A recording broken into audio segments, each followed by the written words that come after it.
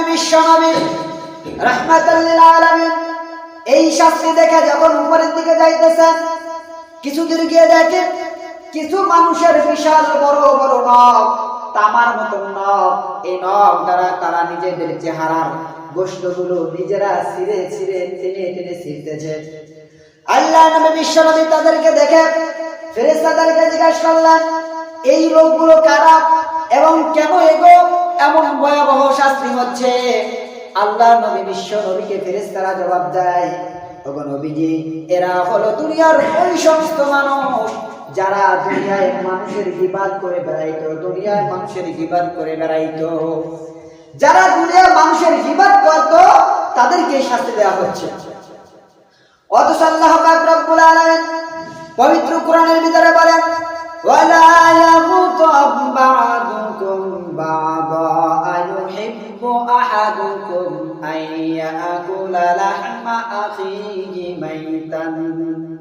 আল্লাহ পাক রব্বুল আলামিন দুনিয়ার ভিতরে আগে থাকতে ঘোষণা দিয়েছেন, ওয়ালা ইয়াগুতাব বা'দুকুম বা'দা, এ দুনিয়ার মুসলমানেরা, তোমরা একে অপরের গীবাত করো না, তোমরা একে অপরের গীবাত করো না। কারণ তোমাদের ভিতরে কেউ পছন্দ করো না কে যে তোমরা তোমাদের মৃত্যু ভাইয়ের গোশত তোমরা নিজেরা ভক্ষণ করবে? তোমরা পছন্দ করো যে তোমরা তোমাদের মৃত্যু ভাইয়ের গোশত খাবে? ও মুসলমান ইমানদার, এখানে একটা জিনিস বোঝার বিষয়, আল্লাহ পাক রব্বুল আলামিন এখানে কি মৃত্যু ভাইয়ের গোশত খেতে বলেছেন? বলে না।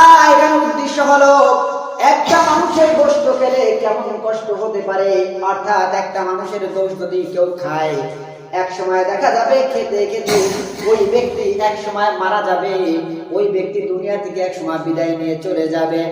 কিন্তু একটা মানুষের যদি গীবাত করা হয়, দুনিয়ার ভিতরে তার কোনো অস্তিত্ব থাকে না, সে এক পর্যায়ে বেঁচে থেকেও না বাঁচার মতন হয়ে যায়। কারণ গীবতের মাধ্যমে ওই ব্যক্তির মান সম্মান আব্রু সব নষ্ট হয়ে যায়।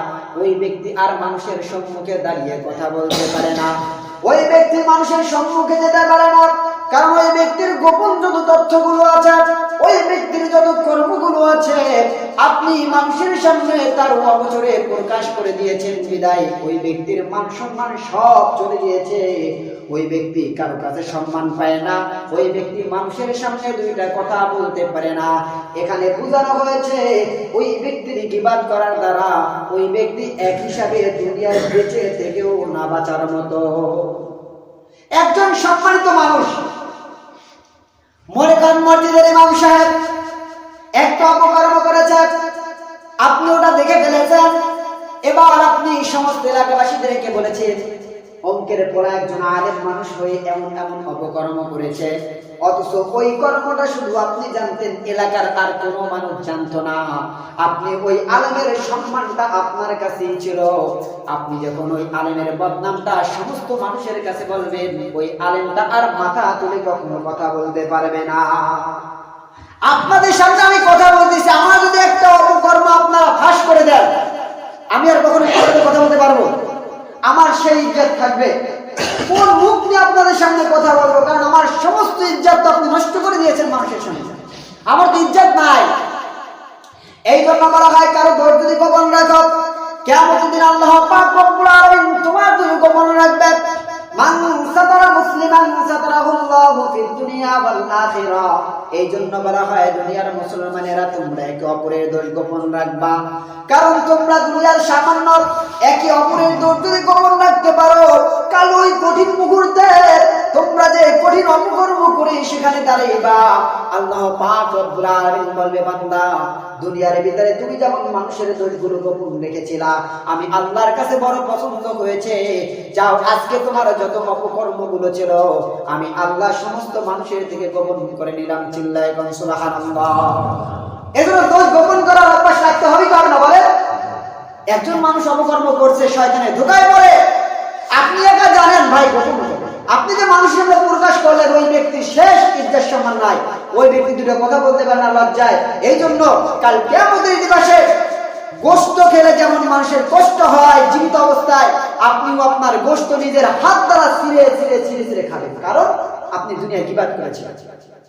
এই জন্য আমাদের গীবাত ত্যাগ করতে হবে, মানুষের গীবাত করা যাবে না।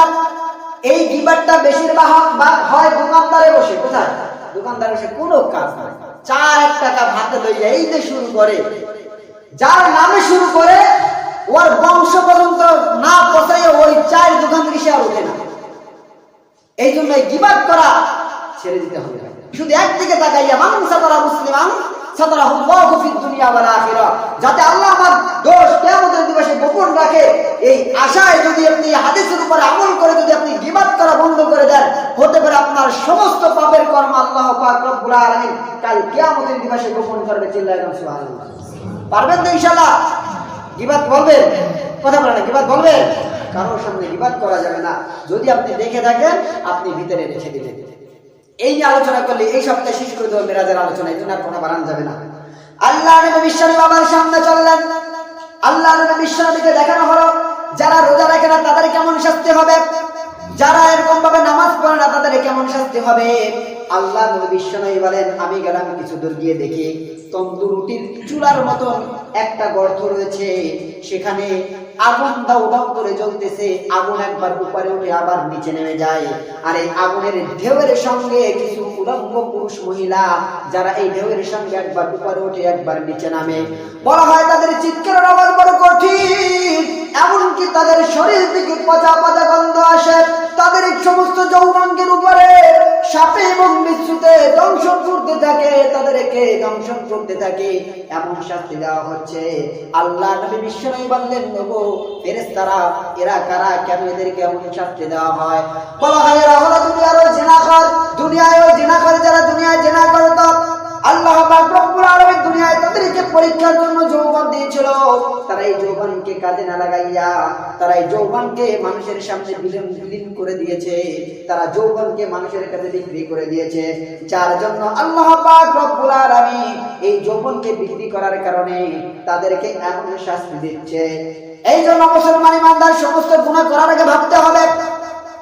গুনাহ তো শয়তানি করায়, যখন গুনার কথা মাথায় আসবে তখন চিন্তা করতে হবে কেউ না দেখুক, দুনিয়ার মানুষ দেখতেছে না, কিন্তু দেখনেওয়ালা একজন আছে না নাই? বলে একজন আছে না নাই?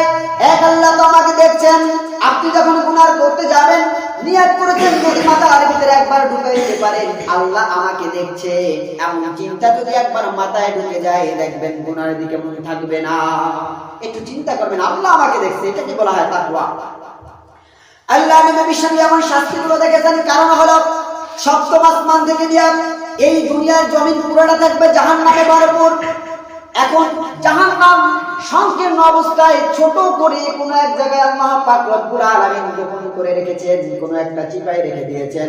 কাল কিয়ামতের দিবসে ওটাকে বিস্তৃত করে तमाम পৃথিবীতে এই নিচের আসমান জমিন থেকে একেবারে সপ্তম আসমান পর্যন্ত বিস্তৃত করে দেওয়া হবে জাহান্নাম। এখন জাহান্নাম যে কোনো একটা পাহাড়ের দেশে তলে আল্লাহ পাক রব্বুল আলামিন ওটাকে গোপন করে রেখে দিয়েছেন, যার খবর আল্লাহ ছাড়া কেউ। এই জাহান্নাম যখন কিয়ামতের দিবসে বিস্তৃত করে দেওয়া হবে পুরো সপ্তম আসমান পর্যন্ত শুধু জাহান্নাম থাকবে, এখানে কোনো জান্নাতের নমুনা থাকবে না। এই জন্য আল্লাহ নবী বিশ্বনবীকে সপ্তম আসমানের আগ পর্যন্ত জাহান্নামের দৃশ্য দেখালেন। এরপর সপ্তম আসমানের পরে বিশ্বনবীকে জান্নাতে ঘোরালেন। জান্নাতের ভিতরে বিভিন্ন নাজ নিয়ামত দেখলেন। নাজ নিয়ামতের ভিতরে একটা নাজ নিয়ামত দেখলেন, সব থেকে ছোট জান্নাত এবং সাধারণ মানুষরা যে জান্নাতের ভিতরে থাকবে। আল্লাহ নবী বিশ্বনবী বলেন ওই জান্নাতের মাটি হলো মেশকের ন্যায়, সেই মাটিগুলো মেশক দ্বারা তৈরি এবং জান্নাতের ভিতরে যে ঘরগুলো রয়েছে এই ঘরের যে গম্বুজগুলো রয়েছে ওই গম্বুজগুলো মতি দ্বারা তৈরি, এমন সুন্দর দেখাচ্ছিল। আল্লাহ নবী বিশ্বনবী বলেন এটা হলো সাধারণ মানুষের জন্য জান্নাত। অর্থাৎ সাধারণ মানুষের যে জান্নাত তার মাটিগুলো হবে মেশকের আর ঘরের গম্বুজগুলো হবে মতির তৈরি। এইটা উচ্চ মানের দুইটা কথা বলেছেন, মানে আরো জাঁকজমকপূর্ণ ছিল এটা। তাহলে সাধারণ জান্নাত যদি মানুষের জান্নাত যদি এমন হয়, তাহলে যারা হাই লেভেলের শহীদের মর্যাদা পেয়েছে, যারা নবীদের জান্নাত হবে তা কত উচ্চ মানের বুঝে। এইভাবে আল্লাহ নবী বিশ্বনবীকে জান্নাতগুলো ঘুরে দেখানো হয়েছে। আল্লাহ নবী বিশ্বনবী নিজের জান্নাতটাই নিজের জান্নাতের ঘরও দেখেছেন, এমনকি বিলালের খরমের আওয়াজও জান্নাত থেকে তিনি টের পেয়েছেন। এমনকি হযরত ওমর রাদিয়াল্লাহু তাআলা আনহুর যে হুর, এই হুরকেও তিনি ওখানে দেখেছেন। এখানে অনেক কাহিনী আছে, আমি শর্টকাট না করলে শেষ করতে পারবো না। যাই হোক, আল্লাহ নবী বিশ্বনবীকে জান্নাতটা ঘুরাই দেখাইলেন। এখন আমাদের কথা হলো বিশ্বনবীকে জান্নাত জাহান্নাম কেন দেখাইলেন? এই জন্য দেখাইলেন যাতে করে কোনো বিধর্মীরা যাতে এই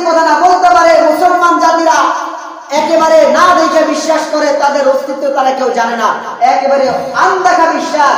এই কথা বলতে কখনো কেউ যাতে না পারে, এই জন্য আল্লাহ পাক রব্বুল আলামিন এমন একটা মানুষকে দেখিয়েছেন, তিনি দেখা আর আমাদের তামাম পৃথিবীর মানুষ দেখার চেয়ে বেশি শক্তিশালী। চিল্লাটা ঠিক কিনা বলেন?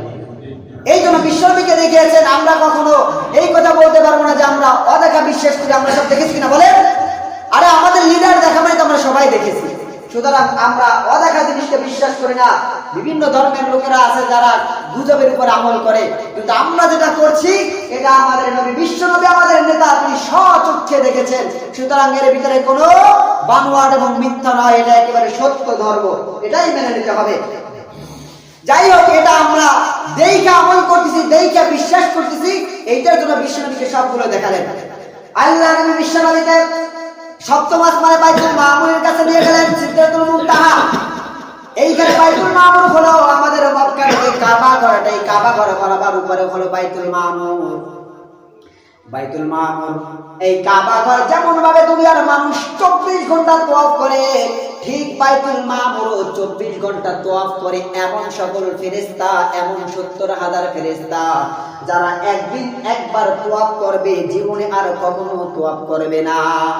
প্রতিদিন বাইতুল মামুর 70,000 ফেরেশতা তওয়াফ করে। ওই 70,000 ফেরেশতা একবার তওয়াফ করার পরে জীবনে আর কখনো তারা তওয়াফ করে না। তাহলে আপনারা বোঝেন ফেরেশতাদের সংখ্যা কত। এখানে ফেরেশতাদের কথা যেহেতু আসছে, বলে আল্লাহ পাক রব্বুল আলামিন ফেরেশতা অগণিত ফেরেশতা বানিয়েছেন, এবং এই ফেরেশতাদের আল্লাহ পাক রব্বুল আলামিন বিভিন্ন ফেরেশতাকে বিভিন্ন ইবাদতের ভিতরে লাগিয়ে দিয়েছেন। কেউ আছেন সিজদা অবস্থায়, কেউ আছেন রুকু অবস্থায়, কেউ আছেন দাঁড়ানো অবস্থায়, কেউ আছেন জিকির অবস্থায়। আমরা দুনিয়ার মানুষ ইবাদত করি না, মনে করে আল্লাহকে ঠকাইতেছি, কিন্তু আল্লাহ পাক রব্বুল আলামিন তার ইবাদতের জন্য অসংখ্য ফেরেশতা বানিয়েছেন, আর আমাদেরকে বানিয়েছেন একমাত্র পরীক্ষার জন্য। এবং ফেরেশতাদের সঙ্গে কথোপকথন করে, ফেরেশতাদের সঙ্গে চ্যালেঞ্জ করে আমাদেরকে দুনিয়ায় পাঠাইছেন। এর মানে আল্লাহ দেখাইতে চান, আমি বান্দাকে যেমন উদ্দেশ্য করে দুনিয়ায় পাঠাইলাম, আমার বান্দা আমার উদ্দেশ্য সাকসেস করে তারপরে আমার কাছে আসবে, এটাই ছিল তার কথা। সুতরাং যেই সকল মুমিনরা আল্লাহর কথাকে মেনে যারা আল্লাহর ইবাদত করবে তাদের জন্য রয়েছে জান্নাত, আর যারা আল্লাহর কথাকে অমান্য করে, যারা তার উল্টা চলবে, মনে করবেন আপনারা জিতে গেছেন। না না, আপনারা যেতেন নাই, বরং আপনারা নিজেরাই ঠকেছেন, জিতেছে আমার আল্লাহ। কারণ আল্লাহর ইবাদতের কোনো কমতি নাই। আমি আপনি 5 ওয়াক্ত নামাজে সিজদা দিই, আর ফেরেশতারা সিজদারত অবস্থায় আছেন এবং কিয়ামত পর্যন্ত থাকবে। সুতরাং তার সিজদার কমতি নাই, তার রুকুর কমতি নাই, তার ইবাদতের কমতি নাই। শুধু আমাদের পরীক্ষার জন্য পাঠাইছে। যদি পরীক্ষায় পাশ করি তাহলে আমাদের জন্য জান্নাত, নয় তো আমাদের জন্য জাহান্নাম। এই জন্য লাভ লস নিজের কাছে, নিজের চিন্তা নিজে করেন। চিন্তা করছেন আমি ইবাদত করছি না, মোটামুটি জিতে যাচ্ছে, না, আপনি ঠকতেছেন। আল্লাহ নবী বিশ্বনবীকে সিদরাতুল মুনতাহা নিয়ে গেলেন। সিদরাতুল মুনতাহা যাওয়ার পর জিবরাইল আলাইহিস সালাম তার সরাসরি বিশ্বনবীর কাছে প্রকাশ করলেন। আল্লাহ নবী বিশ্বনবী বললেন, লাহু সিত্তুমিয়াতি জানা, আমি এই ফেরেশতাকে দেখেছি, এই ফেরেশতার 600 ডানা। এবং ফেরেশতাকে যখন সরাসরি দেখলাম, মনে করলাম যেন পুরা এই ভূখণ্ড, পুরা আসমান জমিন পুরাটাই কেমন যেন ঢেকে গিয়েছে। এমন কি বলা হয়েছে, ওই জিবরাইল আলাইহিস সালামের মাথার উপরে যদি तमाम পৃথিবীর পানি ঢেলে দেওয়া হয়, এই পানিটা জিবরাইল আলাইহিস সালামের পাও পর্যন্ত পৌঁছাইতে পৌঁছাইতে পানি শুকিয়ে যাবে, পানি পাওয়া যাবে। তাহলে এখন ফেরেশতা কত বড় হিসাব করছেন আপনি? আর এরকম 100 জন ফেরেশতা, আমি তো বললাম বাইতুল মামুরে প্রতিদিন 70,000 ফেরেশতা তওয়াফ করে, একবার করে জীবনে আর কখনো বাইতুল মামুরে আসে। তাহলে কত ফেরেশতা আল্লাহ সৃষ্টি করে রেখেছেন। তাহলে আমার আপনার মতন গুড়ি গুড়ি কটা পিঁপড়ার মতন মানুষ ইবাদত না করলে আল্লাহর কিছু আসে যায়? বলেন, কিছু আসে যায়? ইবাদত করলে আমাদের লাভ, না করলে আমাদের লস। চিন্তা ভাবনা করে চলতে হবে। আল্লাহ নবী বিশ্বনবীকে জিবরাইল আলাইহিস সালাম বলেন, ইয়া রাসূলুল্লাহ, ইয়া হাবিবাল্লাহ, এই সিদরাতুল মুনতাহা পর্যন্ত আমার শেষ সীমানা, এর উপর আমি 1 ইঞ্চি পরিমাণ যেতে পারবো না। ওগো নবীজি, এখান থেকে আপনার একা একা আল্লাহর কাছে যেতে হবে। এখান থেকে যদি আমি 1 ইঞ্চি পরিমাণ যাই, তাহলে আল্লাহ পাক রব্বুল আলামিন জাল্লা জালালুহুর তাজাল্লিতে আমি ফেরেশতা সারকার হয়ে যাব। ওগো নবীজি, আপনি এখান থেকে একা একা যেতে হবে। আল্লাহ নবী বিশ্বনবী ওখান থেকে আল্লাহর দরবারে চলে গেলেন। আল্লাহ নবী বিশ্বনবী বলেন, রাআইতু রাব্বি আযজা ওয়া জাল্লা, আমি আমার প্রভুর জাল্লা জালালুহুকে স্বচক্ষে দেখেছি, আমি আমার মাবুদকে স্বচক্ষে দেখেছি। চিল্লায় বলুন সুবহানাল্লাহ। তাহলে আমার নবী আল্লাহকে স্বচক্ষে দেখা মানে আমরাও আল্লাহকে স্বচক্ষে দেখেছি। আল্লাহ নবী বিশ্ব নবীকে দেখেন, আল্লাহ নবী বিশ্ব নবী আল্লাহ পাক রব্বুল আলামিনকে দেখা মাত্র প্রশংসা শুরু হয়ে গেলেন। আল্লাহ নবী বিশ্ব নবী বললেন আত-তাহিয়াতু লিল্লাহি ওয়াস-সালাওয়াতু ওয়াত-তাইয়্যিবাত। আমরা অনেকে তাশাহুদ করি, তাশাহুদের অর্থ জানি না। এখন অর্থটা শুনে নেবেন এবং কেন আমাদের নামাজের ভিতরে তাশাহুদ রয়েছে, কেন আমাদের নামাজ দিছে এই সম্পর্কে শেষে কিছু আলোচনা করব। আল্লাহ নবী বিশ্ব নবী দেখা মাত্র আল্লাহর প্রশংসা করেছেন আত-তাহিয়াতু লিল্লাহি ওয়াস-সালাওয়াতু ওয়াত-তাইয়্যিবাত।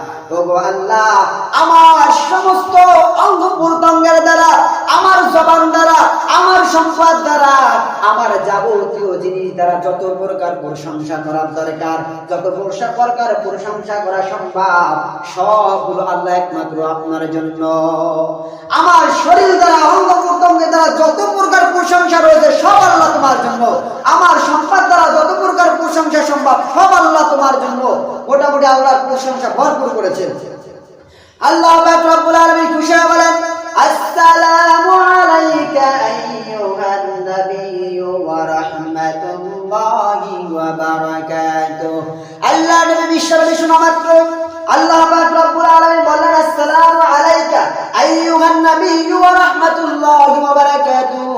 ওগো নবীজি, আপনার উপরে শান্তি এবং বরকতের ফয়সালা করে দিলাম।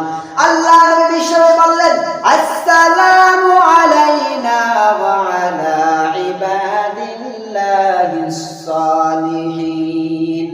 আল্লাহ নবী বিশ্ব নবী শোনা মাত্র বললেন ওগো আল্লাহ, শুধু আমার জন্য কেন রহমত এবং বরকতের ফয়সালা করবেন, শুধু আমার জন্য কেন, আমি চাই দুনিয়ার ভিতরে আমার যত দিনদার উম্মত রয়েছে, আয় আল্লাহ সকল উম্মতদের বরকত এবং রহমতের ফয়সালা করে দেন। চিল্লায় বলুন সুবহানাল্লাহ। এখানে একটা জিনিস ভাবার দরকার আছে। আল্লাহ নবী বিশ্ব নবী ওই কঠিন জায়গা, যে জায়গা খুশির মুহূর্ত, যেই নবীকে যে আল্লাহ বানাইলো ওই আল্লাহকে নবী আবার স্বচক্ষে দেখছেন। এত আনন্দ মুহূর্তেও আল্লাহ নবী বিশ্ব নবী দুনিয়ার উম্মতদেরকে বলে নাই, অথবা আমরা নাখান্দা উম্মতগণ বিশ্ব নবীকে ভুলে যেতে আমাদের সময় লাগে না। বিশ্ব নবীর কথা আমরা মানতে রাজি নাই, বিশ্ব নবীর পোশাকগুলো পরতে রাজি নাই, বিশ্ব নবীর কথাগুলো আমরা মানতে রাজি নাই, বিশ্ব নবীর সুন্নাতগুলো আমাদের ভিতরে নাই, অথচ বিশ্ব নবী আল্লাহর দরবারে গিয়েও আমাদের কথা স্মরণ করেছেন, আমাদের জন্য দোয়া করেছেন। দুনিয়ার ভিতরে আল্লাহ পাক রব্বুল আলামিন প্রত্যেক নবীকে মুস্তাজাবুদ দাওয়া একটা দুয়ার অনুমতি দিয়েছেন। আল্লাহ পাক রব্বুল আলামিন প্রত্যেকটা নবীকে বলেছেন একটা দোয়া আপনি যেই অবস্থায় যেইভাবে বলবেন আমি আল্লাহ সেই অবস্থায় সেইভাবে কবুল করব। লিকুল্লি দাওয়াতুন মুস্তাজাবা। আল্লাহ পাক রব্বুল আলামিন প্রত্যেকটা নবীকে দোয়ার একটা অনুমতি দিয়েছিলেন। দুনিয়ার সমস্ত নবীগণ এই দোয়াটা দুনিয়ায় প্রয়োগ করেছেন, কারণ বিভিন্ন নবীর জামানায় বিভিন্ন কাফেররা যখন নবীকে কষ্ট দিত, ওই যে একটা দোয়ার অনুমতি ছিল, নবীরা ওই দোয়াটা ওখানেই প্রয়োগ করেছেন। দেখবেন এবং ঘটনা আমরা জানি, ইতিহাস আমরা জানি, বিভিন্ন ইতিহাস এখানে বসে আপনাদেরকে বলেছি, বলি নাই? অনেক ইতিহাসে নবী দোয়া করেছেন, অমুক কাফের ধ্বংস হয়ে গেছে, অমুক কাফের নমরুদ ধ্বংস হয়ে গেছে, ফিরাউন ধ্বংস হয়েছে, হারুন কারণ এগুলো ধ্বংস হয়েছে। কাদের দোয়া বলে? নবীদের দোয়ায়। এই দোয়াটা নবীরা দুনিয়ায় প্রয়োগ করেছেন। কিন্তু আমার নবী বিশ্ব নবীকে কাফেররা কষ্ট দিয়েছে। আল্লাহ নবী বিশ্ব নবী যদি চাইতেন দুনিয়ার ভিতরে দোয়া করে কাফেরদেরকে ধ্বংস করে দিতে পারতেন। আল্লাহ নবী বিশ্ব নবীকে যখন এই অফার দেওয়া হলো, আপনাকে একটা দোয়ার অনুমতি দিলাম, আপনি দোয়াটা যদি দুনিয়ায় যেমন ভাবে করবেন আমি কবুল করব। ওই সময় আল্লাহ নবী বিশ্ব নবী কি করলেন? আল্লাহ পাক রব্বুল আলামিনের কাছে এই দোয়াটা রিজার্ভ রেখে দিলেন। ও গো মালিক, দুনিয়ায় এই দোয়া আমার কোনো প্রয়োজন নাই। ওই কঠিন মুহূর্তে কিয়ামতের দিবসে যখন দেখবো আমার কিছু না খান্দা আমার উম্মতগণ বিপদের সম্মুখে হয়েছে, আয় আল্লাহ এই দোয়াটা আমি সেই দিন প্রয়োগ করব। ওগো দুনিয়ার উম্মতের দল, যেই নবীজি দুনিয়ার ভিতরে নিজের শান্তির জন্য, নিজের সংসদের জন্য, নিজের কষ্ট নিবারণের জন্য দোয়াটা করেন নাই, উম্মতের চিন্তা করে দোয়াটা রিজার্ভ করে রেখে দিয়েছেন। আর আমরা ওই নবীর উম্মত হইয়া নবীর প্রতি আমাদের কোনো দরদ নাই, নামাজও পড়বো না, নবীর সুন্নাতকে রাখবো না, খালি দুনিয়া নবী করছেন আমাদের চিন্তা আর আমরা করি নিজেদের পেটের চিন্তা। তাহলে বলেন নবীর শুভেচ্ছা আমরা কিভাবে পাবো? যাই হোক, যখন আল্লাহ পাক রব্বুল আলামিন নবীর প্রশংসা করলেন, নবী আল্লাহর প্রশংসা করলেন, এর মাঝখানে ফেরেশতারা বলে উঠলেন, আশহাদু আল্লা ইলাহা ইল্লাল্লাহ ওয়া আশহাদু আন্না মুহাম্মাদান আবদুহু ওয়া রাসূলুহু। ফেরেশতারা বললেন, আমরা সাক্ষ্য দিতেছি আল্লাহ ছাড়া কোনো মাবুদ নাই, হযরত মুহাম্মদ মুস্তাফা সাল্লাল্লাহু আলাইহি ওয়াসাল্লাম আল্লাহ তাআলার বান্দা এবং রাসূল। আল্লাহ নবী বিশ্বনবী প্রশংসা করার পরে বিভিন্ন সময় ব্যয় হওয়ার পরে বিশ্বনবীকে আসার সময় 5 ওয়াক্ত নামাজ করে দিয়েছেন। এই 5 ওয়াক্ত নামাজ একেবারে আসে নাই, 50 ওয়াক্ত থেকে 5 ওয়াক্ত আসছে, এখানে কিছু কাহিনী আছে বলা যাবে না। এই 5 ওয়াক্ত দেওয়ার সময় আল্লাহ পাক রব্বুল আলামিন বলে, ওগো নবীজি, দুনিয়ার ভিতরে আপনার উম্মতগণ যদি ইহতিমামের সহিত খুশু খুদুর সহিত যদি 5 ওয়াক্ত নামাজ জামাতের সহিত আদায় করে, আমি আল্লাহ ওই বান্দাদের আমলনামায় সূচনায় যে 50 ওয়াক্ত নামাজ দিয়েছিলাম তার সওয়াবটুকু দিয়ে দেব। চিল্লায় বলেন সুবহানাল্লাহ। এইজন্য নামাজ পড়া লাগবে কিনা করে বলে, নামাজ আমাদের পড়তে হবে। কেন পড়তে হবে? দেখেন, আল্লাহর নবী তো সাক্ষাৎ করছেন আল্লাহর সঙ্গে, আমরা তো সাক্ষাৎ করতে পারি নাই, বিদায় আমাদেরকে বলেছেন as-সালাতু মি'রাজুল মুমিনিন, আমি আল্লাহর সঙ্গে সরাসরি সাক্ষাৎ করেছি, আর আমার দুনিয়ার উম্মতগণ নামাজ পড়লে আল্লাহর সঙ্গে সাক্ষাৎ করবে। এইজন্য নামাজ যখন করেন তখন মনে করতে হবে আল্লাহর সঙ্গে আমি কথা বলছি। এই জন্য দেখেন, নবী ওইখানে যে সমস্ত প্রশংসা করেছেন, আল্লাহ যা যা বলেছেন সবগুলো আমাদের নামাজের ভিতরে দেওয়া হয়েছে। কারণ আমাদের মুমিনদের জন্য নামাজখানা রাখা হয়েছে, মুমিনদের মিরাজ স্বরূপ। এইজন্য আমরা এই যে আমার নবী বিশ্বনবী যে মিরাজে গিয়েছিলেন, সেখান থেকে আনছেন 2টা জিনিস। কয়টা জিনিস বলে? 2টা জিনিস। সূরা বাকারার শেষ 3 আয়াত আল্লাহ পাক রব্বুল আলামিন বিশ্বনবীকে দিয়েছেন। ওই আমানা রাসূলু বিমা উনজিলা ইলাইহি তেলাওয়াত করি এর আগের আয়াত থেকে এই 3 আয়াত দিয়েছেন এবং 5 ওয়াক্ত নামাজ দিয়েছেন। এই 2টা আমাদেরকে একটু বেশি করে গ্রহণ করতে হবে। কিছু করি আর না করি, নামাজ আমাদের পড়তেই পারবেন তো ইনশাআল্লাহ। সবাই চেষ্টা করবেন নামাজ পড়ার জন্য। যতটুকু আলোচনা করলাম, আল্লাহ পাক রব্বুল আলামিন আমাদের আলোচনা